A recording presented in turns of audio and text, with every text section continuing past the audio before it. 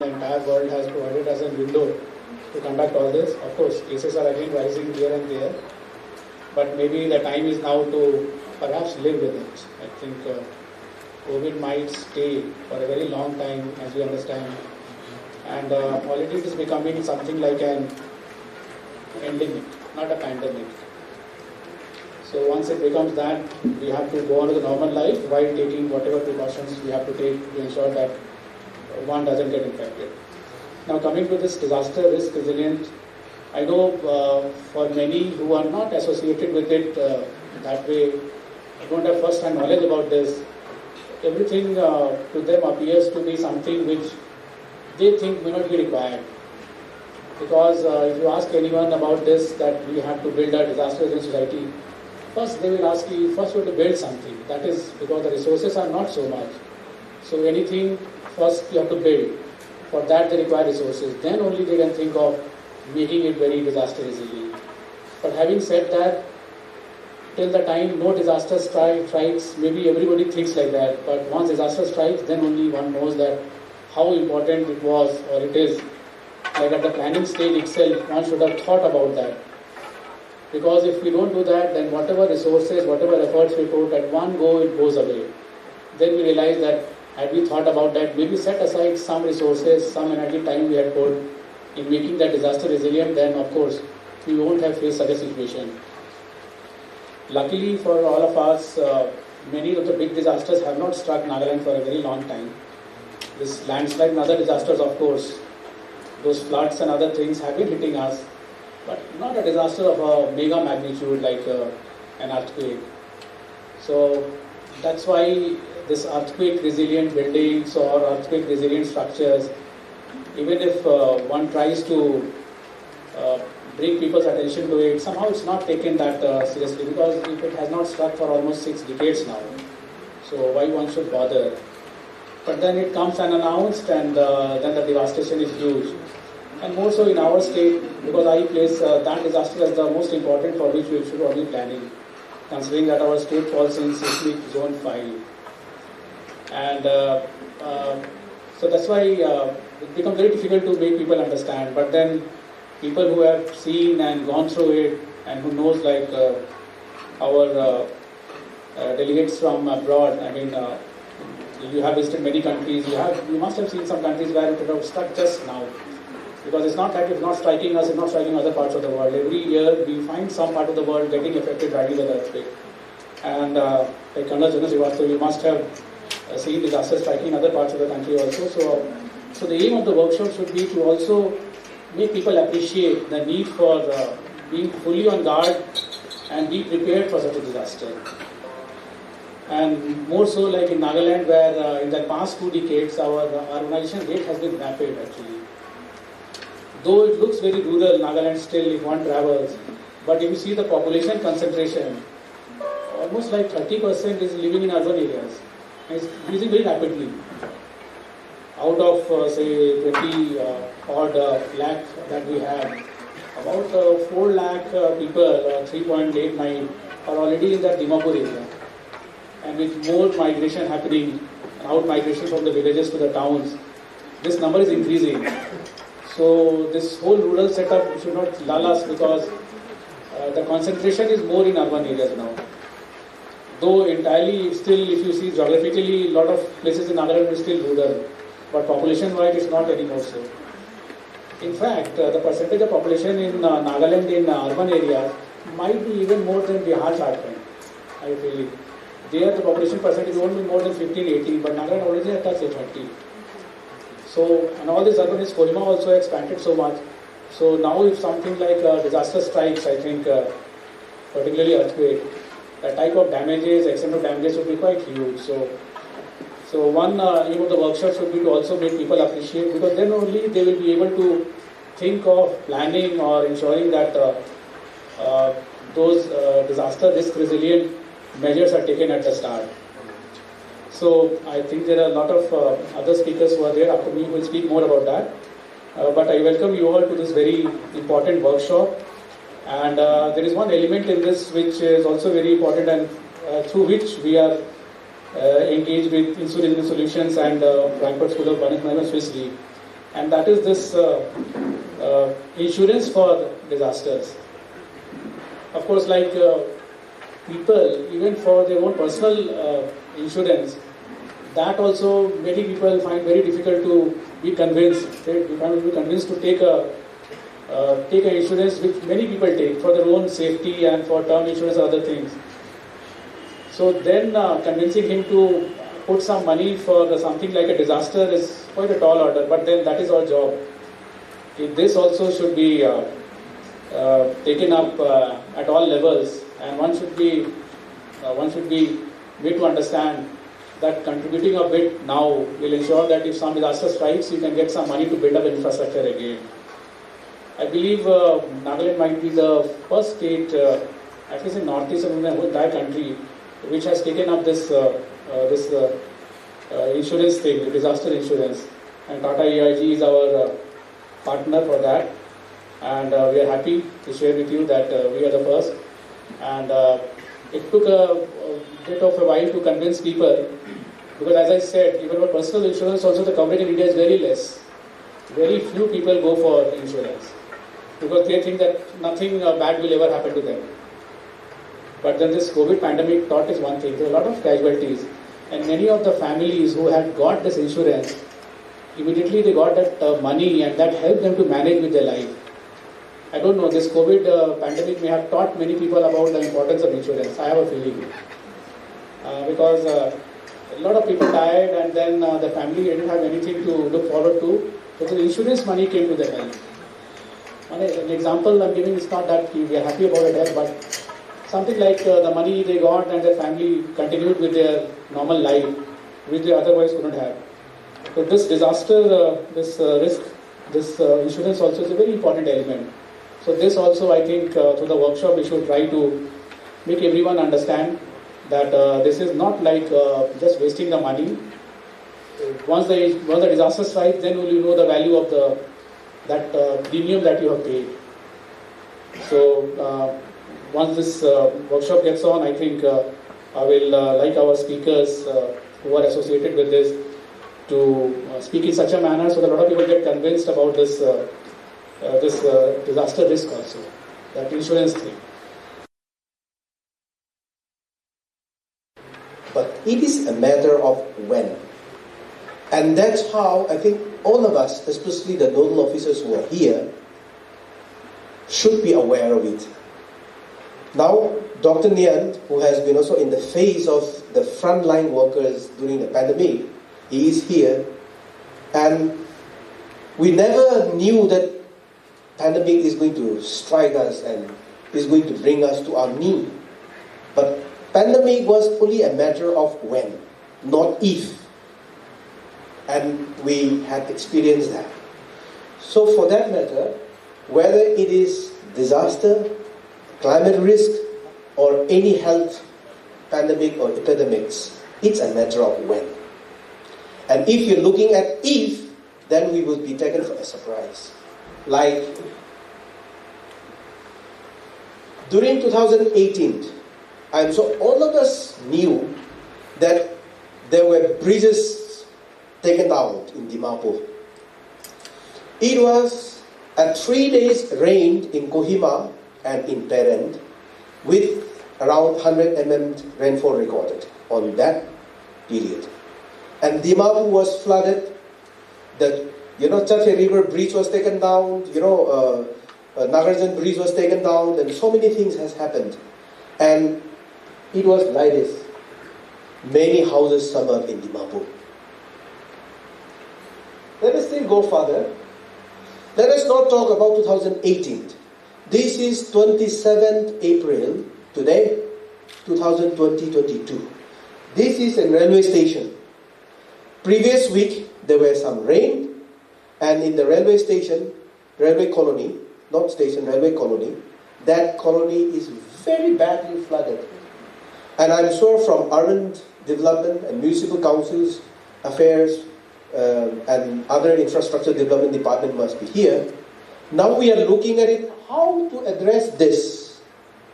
And when we talk about smart city, I think this is one area which is making us unsmart. And if another week of rain comes, from here, Dimapur would be all flooded. And that is septic water.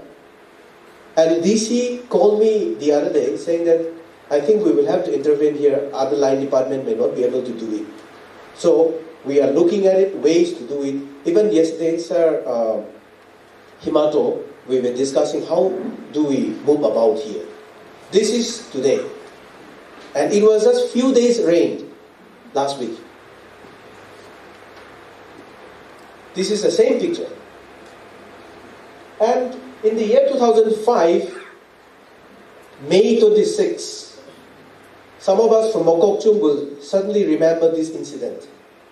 There was a landslide because of some few days rain and people buried alive. And all of us know very well that Nagaland is also one of the 5th seismic zones. And we are building mushrooming houses, especially in Kohima, because our land very small at the ground, but as we grow up, space doesn't belong to anyone for Nagas, so we build our house bigger and bigger like a flower. You will see many in Kohima. And we are just sitting on the 5th seismic zone. And like in our governmental department, let us frankly acknowledge whether in all our directorate buildings and including the secretariat, this is a true acknowledgement that we need to have. Do we have a fire sprinkler in any of the building in Nagaland? No. I have not seen it. We built big directorate already, especially when we shifted down to the new capital cities here, area. We have built so many directorates coming up. Please kindly go and check whether there is a fire sprinkler or not. We don't have. So now these are one of the reasons that we need to put our heads together, all our line department, and think about what are the risks that each of our department can reduce. Now, sometimes we also have this, right? We shoot each other, sometimes we, cut each other. These are the few conflicts that we encounter almost every time. So, are we all prepared for this?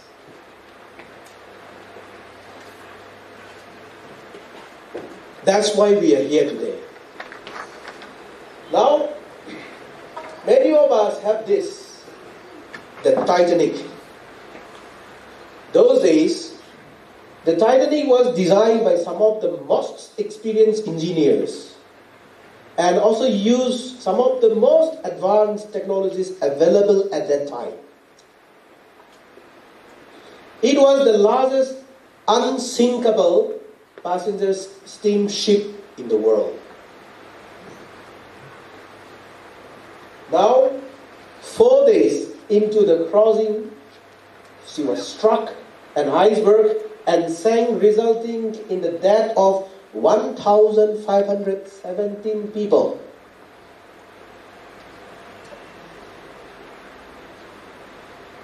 Many a time we have the spirit of Titanic. That is, it will not happen, so no need to be prepared. I think almost all our line departments still are looking at what exactly is disaster risk reduction and what exactly is climate change. And we are looking at it even individually also. If you go back to many of our homes, we design ourselves. We don't consult an architect or an engineer to design our building. We did it ourselves. Most of the Naga homes. We also deny the fact and the reality until there is no solution anymore. So like in the country, like India, Delhi, the second wave was horrific in Delhi. There was no hospital bed. There was no oxygen for the people. So we denied for a long time until there was no solution. From Delhi, some of them have to run to Mumbai to get an oxygen bed. Can you imagine? We talk so much in India, but we are not prepared.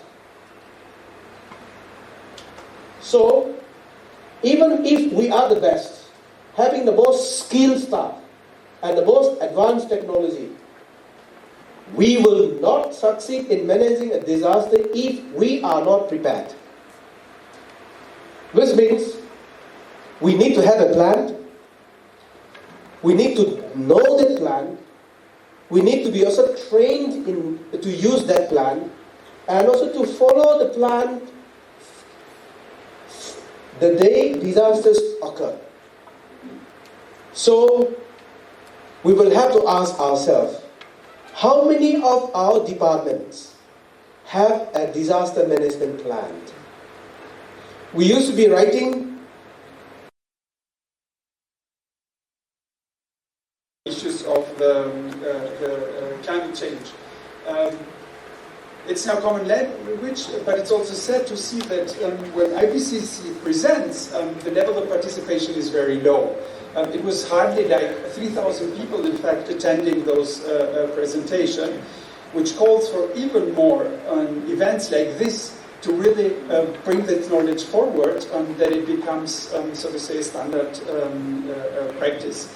And the largest takeaway from those presentations is this adaptation, which on top then includes also insurance, is a topic that will preoccupy the local authorities, the governments, at least in the next 2 decades.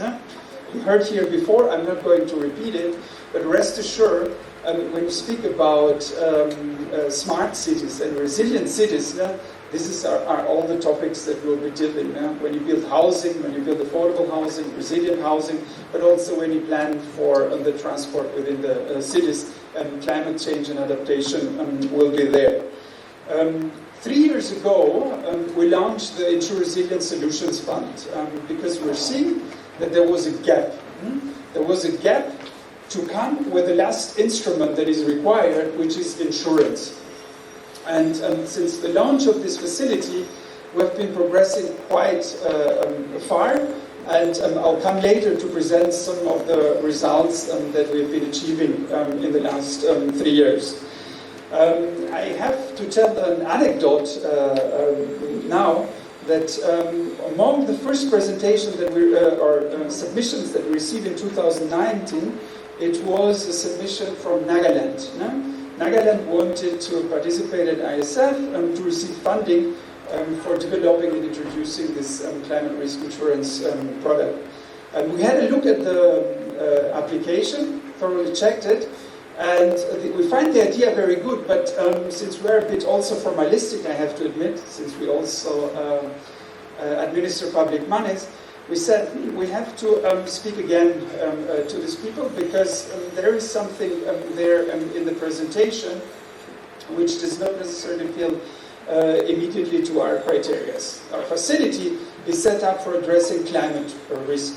And coincidentally, I and a colleague of mine, we were in Dhaka in 2019, and we asked Johnny whether there is any chance, because it was a topic of insurance in the conference, whether he has the chance, even on short notice, to come down, attend the conference, and we use this opportunity to meet. And Johnny took that opportunity. We met in Dhaka, we had some thorough conversation, and the other part which Johnny does not know, from that moment on we were convinced. So what we didn't see in the paper that was presented to us, we saw it in the person that was in fact behind the project, the understanding and also the will to put it into the reality. And when we went back, I was telling to my colleagues, we have to do everything that it fits in fact, and we also sponsor the project. And one of the elements that was a bit conflicting with us, it was that we as a facility are set up to finance just climate risk. In case of Nagaland, we had also the earthquake, which is not immediately linked. So we had also to go back in ourselves and say, okay, if we had it pulled together, we'd also make exceptions, and then we will finance such a facility.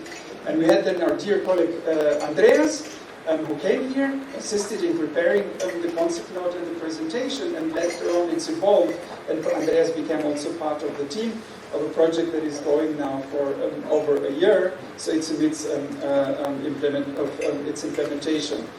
So we are very proud, in fact, to have sponsored that project and to be part of it. And I wish everybody here a successful day in sharing knowledge, sharing experiences. But that at the end of the day, which I like it very much, to come with an action plan, which you put then at the day into practice. Because the clock is ticking, no? It's not 5 to 12, but the 12 has almost passed in terms of climate change. So I wish you all of us a successful 2 days here with this workshop. Thank you. Important workshop on strengthening community resilience to climate and disaster risk. In simple words, we understand community as a group of people living in the same place or having a particular characteristic in common in our case, our state, Nagaland. We also understand resilience as the capacity to recover quickly from difficulties. Therefore, community resilience will imply as the capability of our community to prepare for, respond to, and recover from multi-hazard threats. Development strategies for building and enhancing community relations require an understanding of the vulnerability and the link and relationship between different systems which directly or indirectly affect the communities.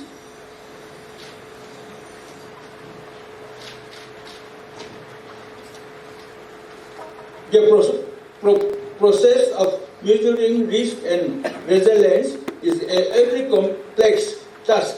However, understanding risk for achieving disaster resilience is very important. It requires detailed scientific analysis of risk and vulnerability of the different areas. Such studies and data will help in developing realistic strategies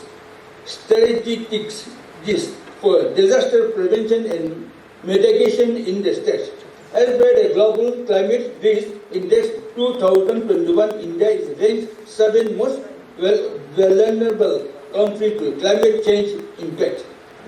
Disaster risk reduction and climate change adaptation have emerged as two key development issues in recent times. The government, through its various policies and efforts, have been working towards mainstreaming the concept of disaster risk reduction and climate change adoption into policy making, planning and implementation process. Mainstreaming DDR and CCA into integrated framework at various levels and its coordination with different stakeholders and agencies departments are also key in strengthening community resilience. The workshop today aims to assess the city and local government in building greater resilience to climate and disaster risk through integrating climate change adaptation and disaster risk reduction into wider city development plan and strategies. This workshop will also allow us to understand the issue better, try to achieve coordination amongst various departments and strive to strengthening community resilience to climate and disaster risk. I wish all the resource persons and participants all the best and hope that the state and its people will benefit from such a meeting. Thank you all. I, on behalf of NSDMA and on my own behalf, extend a very hearty vote of thanks to all those speakers for gracing the program. A big thank you to our Honorable Advisor, NSDMA, Mr. Kazheto Kinimi, for gracing us with his inaugural address. Sir, we thank you for your presence, and in spite of all your busy schedule, you have always been with us, so thank you once again. Secondly, I must mention management. So thank you, sir, and you have always been our pillar, so thank you once again. To our joint CEO, Sir Johnny, and disaster management. Can be built. Sometimes flood is an extremely good example where you can bring down the risk. Here you will see the same, only the left. So though the high-income countries in absolute figures have higher losses, when it comes into relative terms, they can disaster risk finance and insurance. So insurance is one part, and disaster risk finance is also the larger part of it. Andreas spoke of DRR measures. To address and to assist 500 million vulnerable people in these countries. Yeah? And we have it also among our targets as KPI, and when the applicant come to us and apply, Nagaland has experienced this as well. So support services to bring you to a level where we then, in the third pillar, where we have our classical product, we help and invest the resources, create the engines, building the payout platforms, etc., etc. And the applicants, in fact, know way better than us what they require and what they need. And even we ourselves, with the passing of time, have learned quite a lot. In particular, to think about things that we do not necessarily used to know before, because those elements are better known here on the ground rather than at our head office in Frankfurt. How it works? Very simple. We try to bring together the supply side and the demand side. We have here the demand side, the government side, which is represented, is very interested in the well-being.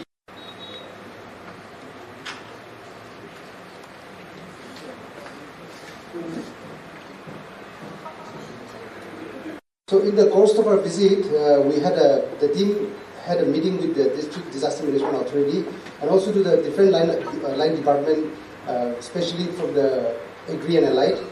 And during the course of their visit, they also had met an actual visit to the site to make an on-spot assessment of the drought-affected areas, and they had an interaction with the farmers. So I was like taken a bit by one of the questions that one of the IMCD member asked their farmers. Now she asked the farmers, now see, like you have already seen like the kind of devastation that this drought has brought to your lives and to your economy. Now that you know what kind of an effect can have if we have this kind of a condition again in the future, what is your plan? What would you make to ensure that in the future, if that happens again, if such condition occurs again, you should not be affected by the, like if there is a shortfall or shortage of rainfall, you still should be able to cultivate, or like what kind of a method you should apply. The same question was asked to the department people also, like what kind of a mitigation plan they have to support the farmers in case there is in the future if such an occurrence, such disaster happens again. So that question was a very, one very intriguing question that I thought that I should take this to you also this afternoon. Good afternoon again. My name is Vendemo, and most part of the presentation that I'm going to make has been covered as a prelude by our Sir Johnny in the introduction to the workshop. I will be just covering a little bit only. It's a very brief presentation. So with that question, telling you a while ago, the question that was asked by the team member to the farmers and to the department, with that question in the back of our mind, I will just run through this short presentation. For almost of the 20th century, for almost 1 century, and this we are talking about one. Nagaland TV, Sop Manulaga Awas. Watch us live on Geo TV and on your television sets as well. For Dimapur viewers, we are on channel number 10 in Global Chapter, and for Kohima and Mokokchung viewers, switch to channel number 138 on Hornbill Digital. For all news and updates, follow us on Facebook, Instagram, YouTube and Twitter.